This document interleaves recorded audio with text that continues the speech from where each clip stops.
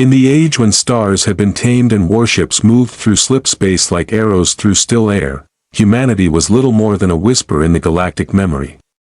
The great empires of the Orion Arm, creatures of glass and chitin, beings born of plasma and photonic flesh, had forgotten that Earth ever burned. They remembered the wars, yes, the extinction events and the barbarity of flesh-born species, but they believed such creatures could never rise again. They believed wrong. The Galactic Concord had discovered the ruins of Earth in the twilight of their exploration age. Crumbled continents, scorched atmospheres, and under the frozen husks of once blue oceans, bones. Human bones.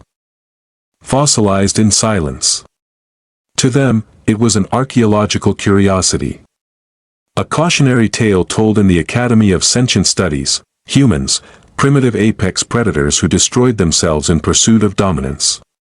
Students laughed when the instructor spoke of carnivores with conscience, but a century later, a single ship emerged from beyond the Perseus Veil. It was human. Not ancient, not broken. Alive. And on that day, the galaxy remembered what it meant to be prey. They called it the Ark of Cinders, a relic of war rebuilt into a fortress that burned brighter than a dying sun. Within its obsidian hull slept the last generation of soldiers born on the red dust of Mars and the shattered remains of Luna. They carried the genetic memory of 10,000 wars, engineered by desperation, sharpened by extinction. When the Ark first hailed the Concorde, the response was laughter.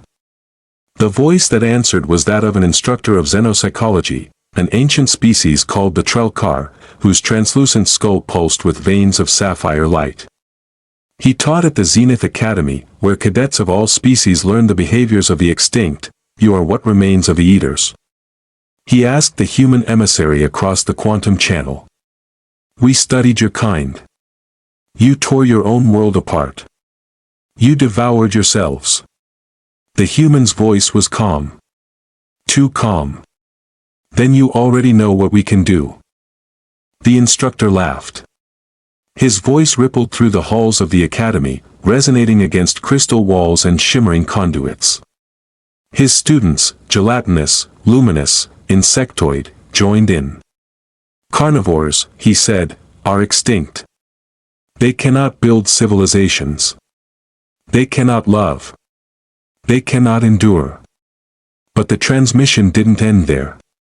It was interrupted by a sound, a low, rhythmic pulse. A heartbeat. Slow, steady, unyielding. The human emissary leaned forward until only one thing filled the view, his eyes. Ancient, weary, alive, that moment would be remembered in every archive, every academy, every species' memory banks. The day the laughter stopped, for the Ark of Cinders wasn't a ship of ambassadors. It was a fleet of ghosts. And they had come home. The Concorde scrambled fleets to intercept, convinced this was a misunderstanding, a primitive uprising, a lost relic of flesh refusing extinction. But when they reached the first colony world, Juralis 4, they found the cities empty. No blood. No bodies. Only silence, and bones. Clean bones. Rumors began to spread among the lower ranks of the Concorde. Some whispered that the humans did not kill for conquest, but for memory. That they devoured those who mocked their dead, that every battle was a ritual. Others said they didn't eat at all, that it was the nanites that stripped their victims to ivory for fuel, but then the footage leaked. A trooper's helmet cam. The sound of plasma fire, screams in the ultraviolet, and then, something moving in the smoke. Human armor, obsidian black, moving like a predator through lightless mist. The trooper fell. The camera rolled. And the last thing it recorded was the glint of a human visor, turning toward the lens, then a sound. Wet. Echoing. The unmistakable sound of a tongue dragging across bone. The Concorde tried to suppress it. But it spread. Like fire. Like fear. And for the first time in 10,000 years, the galaxy remembered what it felt like to tremble. The storm began without a declaration. No empire had ever received one from humanity. The Ark of Cinders moved like a shadow through the veil. A fortress of obsidian wrapped in magnetic fire. It carried no banners, no emblems of allegiance, only the carved names of dead worlds along its hull: Earth, Mars, Europa, Titan. The ship spoke in silence, and the silence was war. When the first fleet arrived to intercept, they came with arrogance. The Concorde's vanguard, 3,000 ships from 12 species, surrounded the human ark, their formations flawless, their confidence absolute. They had faced extinction events, civil wars, rogue AIs. But never something like this. The human ship didn't respond to hails. It simply began transmitting a sound. Not words. Not code. A pulse. A heartbeat again, amplified through subspace until it rattled the bones of every living crewman. The aliens called it psychological warfare. But to humans, it was remembrance.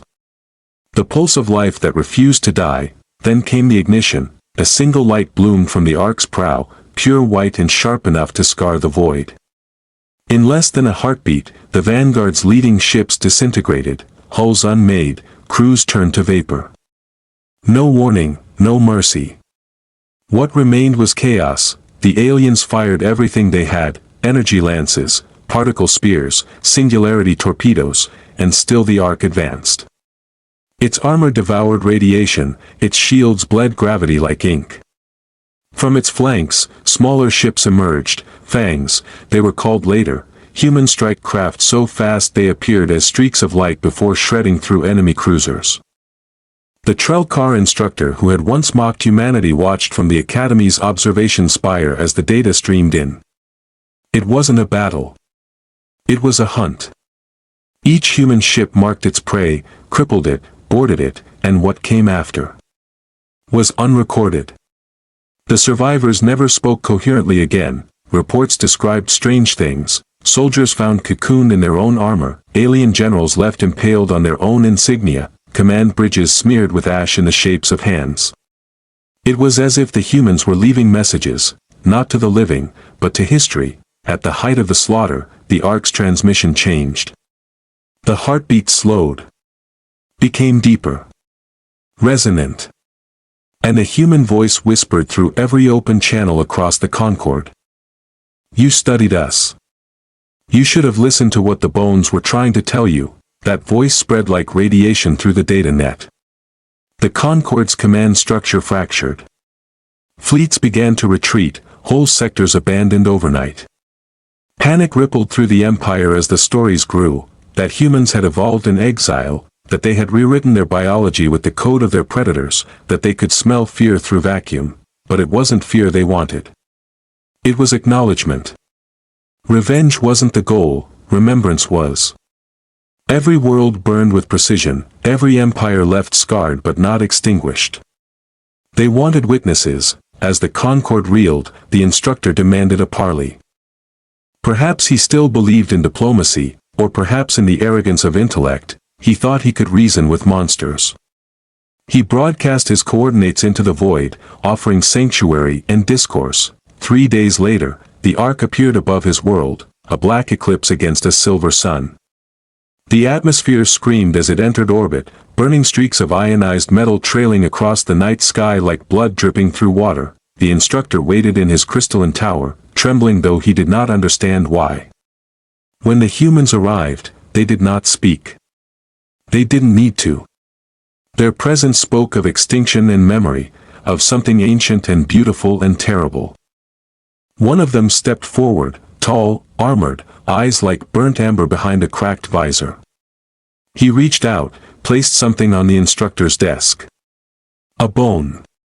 Smooth, white, polished by time. Human, the instructor tried to speak, but his throat was dry, his voice a whisper. Why? The human leaned closer, voice low and steady. You laughed when you studied the dead. Now you study the living.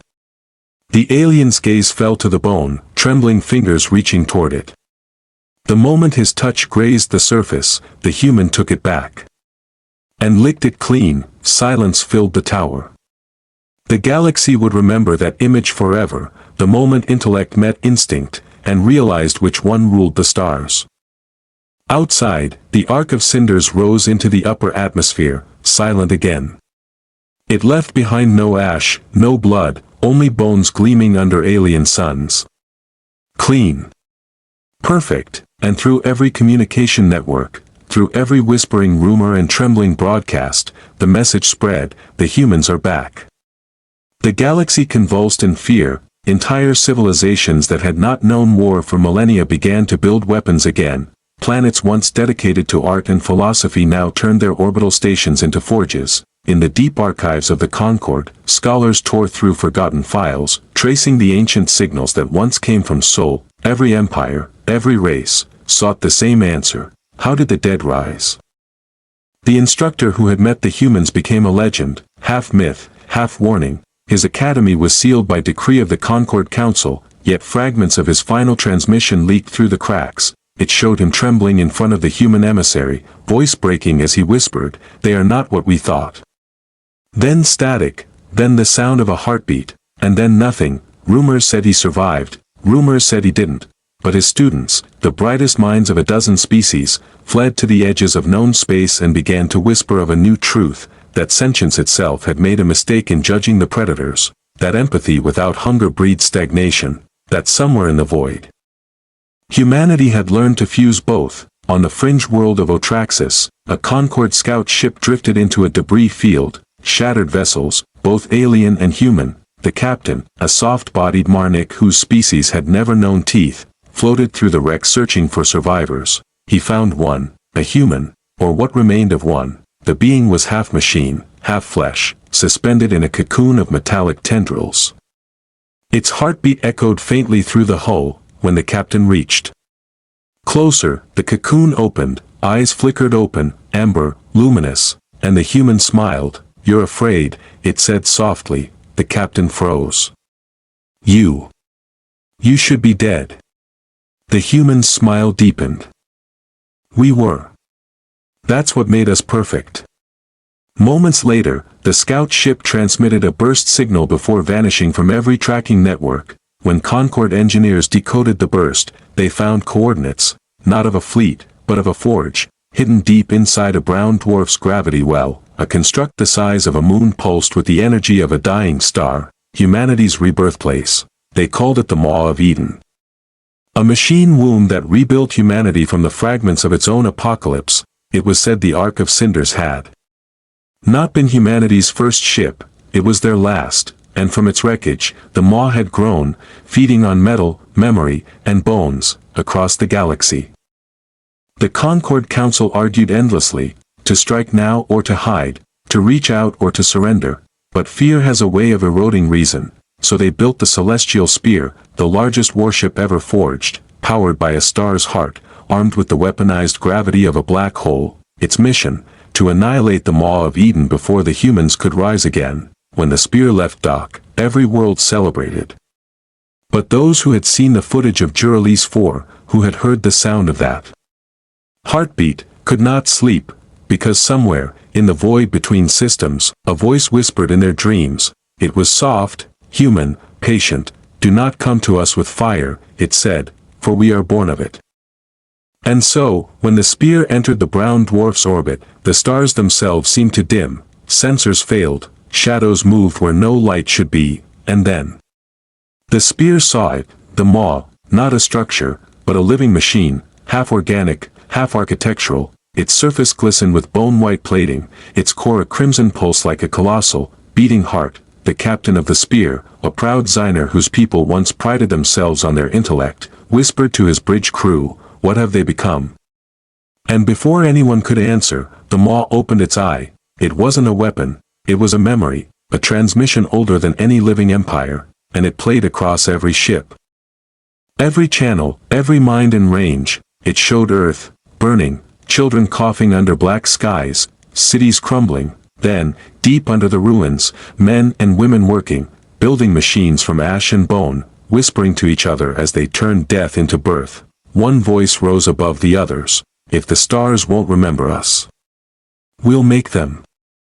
The recording ended, and then the maw spoke, not in words, but through every pulse, every flicker of power, every trembling atom in the void, we do not seek conquest. We seek memory. But you will not let us be. The spear fired, a beam of annihilation brighter than a supernova struck the Maw's surface, and for a moment, it seemed humanity had been erased again. But then came the echo, the heartbeat, slow, deep, unending. The celestial spear trembled as the echo rolled through its hull, a sound deeper than any vibration, older than any weapon. Across the bridge, alien officers screamed as their instruments malfunctioned, readings turned to static, and the void outside bent like liquid glass. The beam they had fired, the weaponized heart of a star, was gone, swallowed whole. Then the brown dwarf's light vanished, and something began to move. At first, it looked like dust, fragments of metal, shattered hulls from the wreck surrounding the Maw of Eden. But the fragments rose, as though caught in invisible tides. They began to orbit the Maw. Faster and faster, until the debris field became a ring. Then a wall. Then armor. The Maw was rebuilding itself, feeding, becoming. The spear's captain, voice shaking, ordered all batteries to fire, but every shot vanished before impact, drawn into invisible folds in space. Gravity, time, matter, all bent toward the Maw like breath toward a flame. Inside that living machine, deep within layers of bone and steel, human minds watched. Not organic anymore, not entirely. They were consciousness woven into circuitry, remnants of soldiers whose bodies had burned centuries ago. Their souls had not been uploaded. They had been fused. They remembered what it felt like to be human, the hunger, the warmth, the ache of muscle and heartbeat, and they remembered what it felt like to die. As the spear unleashed its arsenal, they whispered through the network of the Maw, their voices resonating through every living circuit. They still think this is war. They never learn. They never listen. The Maw's surface began to shift, forming spires and tendrils, fractal armor blooming outward like an unfolding organism. It wasn't simply absorbing the attacks, it was learning from them. Every particle beam, every kinetic slug, every attempt at destruction became data. Adaptation. Evolution. The Maw spoke again, through 1,000 comms, through the neural implants of the terrified Concorde crew. The voice was human, countless voices layered together, a chorus of calm defiance. You called us monsters because we consumed to survive. You called us beasts because we fought to live. Yet here you are, killing to erase what you fear. On the spear's bridge, the captain gritted his fanged teeth. They dared to justify themselves. His second in command, trembling, whispered, "Sir, what if they're right?" But the captain couldn't hear him anymore, because the Maw had begun to sing, not a melody, a vibration, low and rhythmic, a resonance that made the stars tremble. The walls of the spear began to crack, the lights flickering as if the very energy was being drained out of reality. Through the hull, human silhouettes emerged, phantoms of armored soldiers, half smoke, half memory, walking in the void. They moved through vacuum as if it were air, blades of pure energy forming in their hands. When they struck, they didn't cut metal, they carved through time itself, undoing existence where their blades passed. The spear's fleet fired desperately, but the humans were already among them, silent predators wrapped in the void. Each alien crew saw them only for an instant, a glint of a visor, the shimmer of a human form, before being reduced to vapor, and then, just as suddenly, the slaughter stopped, every human presence withdrew. The Maw dimmed. The void fell silent again, the surviving ships floated broken and adrift, their weapons dead, their captains whispering prayers to gods long forgotten. A final transmission came from the Maw, directed to the Concorde Council itself. It wasn't a threat. It wasn't rage. It was something colder, older. Truth, we do not want your worlds. We want your memory. You erased us once. Never again. Then the signal cut, the Maw folded in on itself, collapsing into the brown dwarf's core, vanishing without a trace, as though humanity had never been there at all. For days, the Concorde celebrated. They claimed victory. They told their citizens that the Maw was destroyed, that the monster had been slain. But in the silent dark between galaxies, explorers began finding things, floating objects, bones of alien soldiers, stripped clean, orbiting dead suns, and etched into each one, a phrase in a human tongue no alien could translate, but every translator reported the same feeling upon reading it, fear, because it wasn't a threat, it was a promise, and somewhere, beneath the cold hum of the universe, the heartbeat began again. Across the spiral arms of the galaxy, the silence grew teeth. The Concorde had won, or so they told themselves, but their stars felt colder, their shadows deeper. Worlds that once sang with civilization now whispered in fear, trade routes thinned. Fleets vanished. Signals went unanswered, it wasn't war anymore. It was waiting, and waiting, they discovered, was worse. The Concorde Council fractured under the weight of paranoia. Some believed the humans still lived, hidden in the folds of dark space.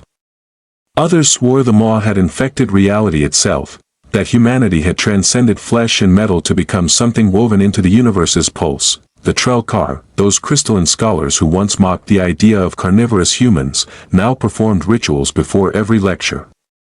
They spoke the words of an ancient warning, half myth, half prayer, remember the bones. Remember the fire, but the younger species did not believe. They built fleets again. They said humanity was gone, a ghost story for those who feared their own reflections, until the ghost fleets appeared, they came without light. No emissions, no drives, no signatures. Just dark shapes drifting into the edges of systems, silhouettes of ships long lost, their hulls scarred with names of dead human colonies. Luna's wrath. Europa's vow. Titan's mercy. Each ship was silent.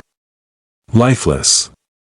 But wherever they drifted, the planets below began to change. On one world, crops withered overnight as the soil turned to glass.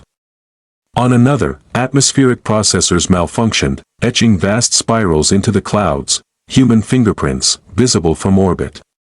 And on the capital world of the Concorde, a voice began speaking through every comm channel, every implant, every machine. It wasn't an invasion. It was a message: we left the stars once. We left them to you.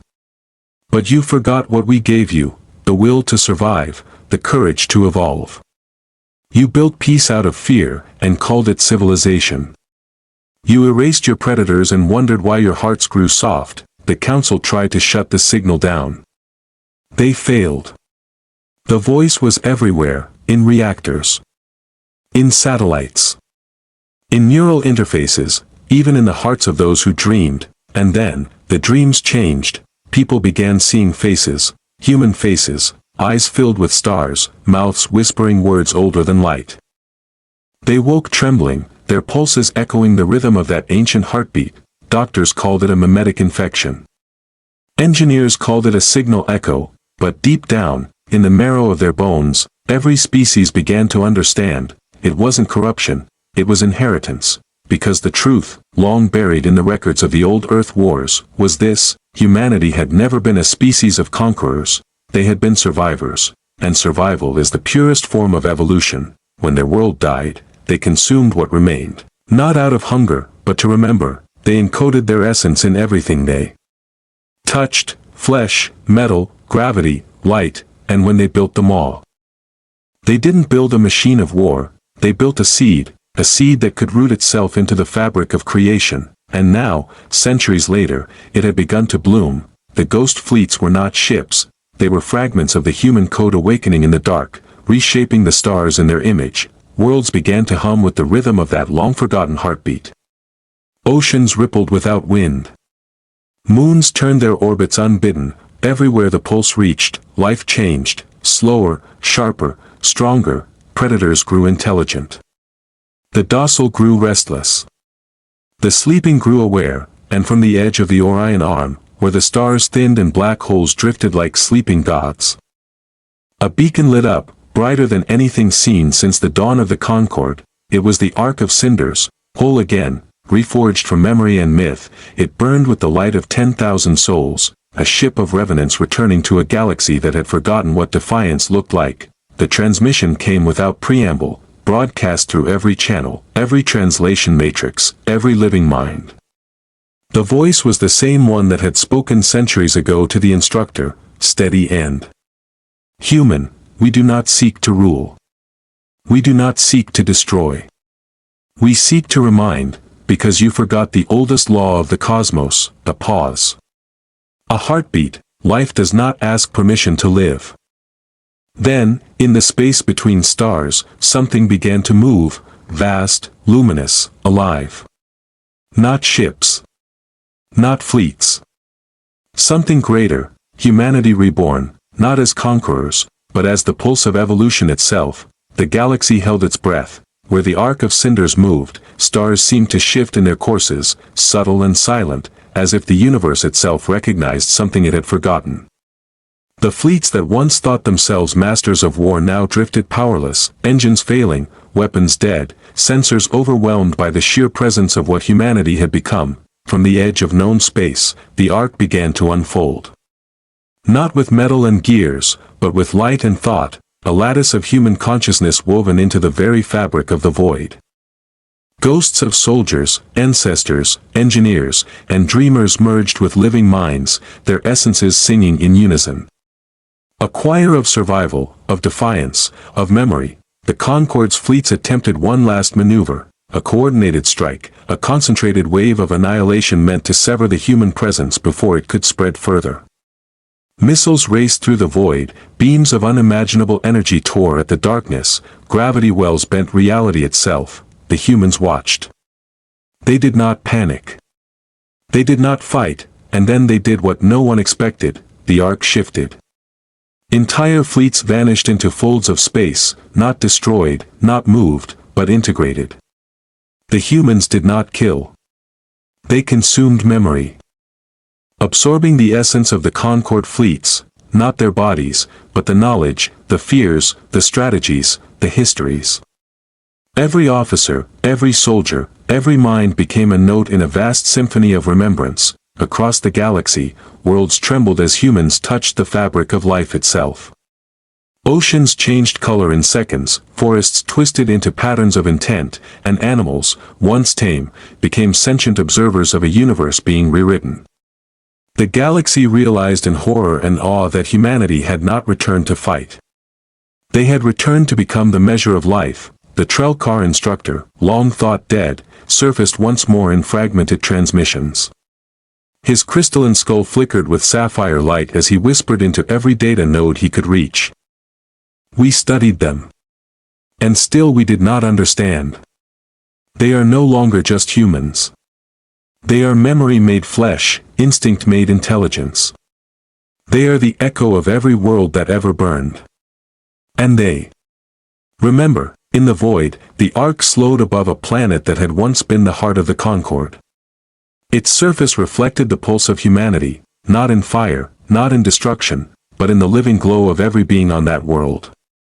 The humans descended, their forms impossible to count, as though millions of bodies merged into one, yet each one distinct, each one aware, and then, silence fell. The galaxy waited for war, but the humans did not strike.